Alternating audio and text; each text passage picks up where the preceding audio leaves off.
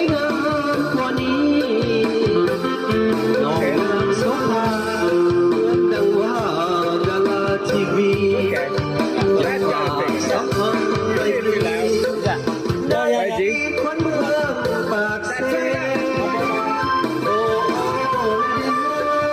สาวเมืองปากเซ่นาวทุกวัน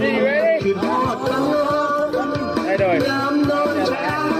วันเงินก็ส่งเสียงก็เป็นเพลงไปหาเมืองสาวเซ่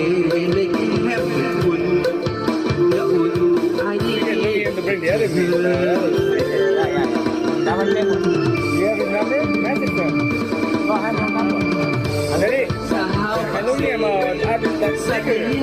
สุขสูงนะ